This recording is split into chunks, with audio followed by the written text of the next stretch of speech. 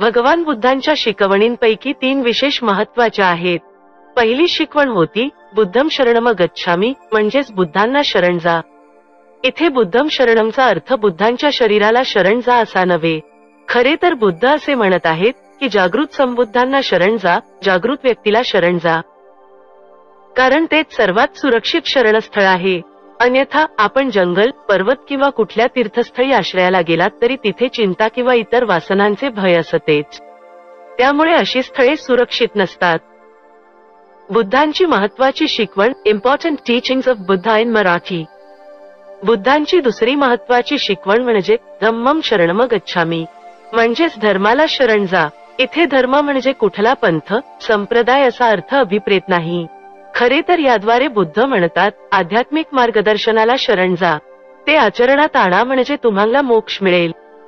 बुद्धांची तिसरी महत्वाची शिकवण म्हणजे संघम शरणम गच्छामी, म्हणजे संघात शरण जा. याचा अर्थ जे लोक मार्गदर्शनाप्रमाणे वागतात, जे गुरूंच्या सान्निध्यात असतात, जागृत व्यक्तीशी ज्यांचे शिष्यत्वाचे नाते आहे, अशांच्या समूहात संघ म्हणतात. एरवी संघाच्या नावाखाली लोक संभ्रमावस्थेत कुठल्या तरी क्लबचे सदस्य होतात. शिवाय ज्या लोकांना ही शिकवण आचरण्याची इच्छा नसते ते म्हणतात या शिकवणुकीनुसार किंवा तत्वांनुसार यथावकाश आचरण करूया, एवढी घाई कसली आहे, मनन वगैरेही नंतर करूया. तसही या वासना नष्ट होत नसतात, त्यांना संपवण्याच्या गोष्टी वृथा आहेत वगैरे वगैरे असे ही मंडळी म्हणत असतात. तुम्ही अशा चुकीच्या संघात, समूहात सामील झालात तर तिथे तुम्हाला असे युक्तिवाद ऐकायला मिळतील. ज्या लोकांचा बुद्ध आणि त्यांच्या तत्वांशी काही संबंध आलेला नाही, त्यांना लोकांनी ध्यान साधनेत वेळ घालवणे रुचणार नाही.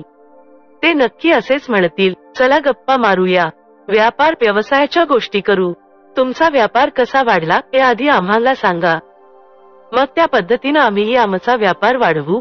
आपण जास्त पैसे कमवू शकलो नाही असा विचार अनेकांच्या डोक्यात सतत सुरू असतो. त्यामुळे अशा व्यक्ती तुम्हाला कामधंद्याबाबतच सल्ला मागत असतात. अशा लोकांच्या समूहाला संघ मानण्याची चूक कदापि करू नका. इथे कामधंदा, व्यवसाय, व्यापाराशी संबंधित भेटीगाठी घेऊ नयेत असा याचा अर्थ अजिबात नाही. आपण ज्याला संघ मानता तेथील सदस्यांना आध्यात्मिक शिक्षणामध्ये रुची असावी तरच त्याला संघ म्हणता येईल. अशा संघामध्ये सक्रिय झाल्यास तुमचा लाभच होईल. बुद्ध तत्वज्ञानामध्ये म्हणजे जागृतीचे महत्त्व आपल्याला समजलेच असेल. बुद्धांची ही सर्वश्रेष्ठ अवस्था पाहून त्या काळात त्यांना अनेक नावे दिली गेली. उदाहरणार्थ बुद्धदेव, भगवान बुद्ध आदी. मात्र त्यांनी नेहमीच अशी विशेषणे नाकारली. त्यांना जेव्हा कोणी विचारत तुम्ही ज्ञानप्राप्तीनंतर देव किंवा भगवान झालात का, तेव्हा त्यांनी नेहमी असेच उत्तर दिले, असं काहीही नाही. खरं तर मी जागृत झालो आहे. शिवाय सर्वांनाच अशी जागृती मिळण्याची शक्यता असते. Follow our podcast Buddha Dhamma in Marathi. Conclusion on important teachings of Buddha in Marathi.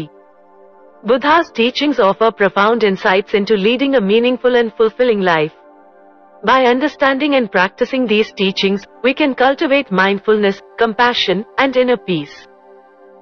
Key teachings such as the Four Noble Truths and the Eightfold Path provide a roadmap for overcoming suffering and achieving enlightenment.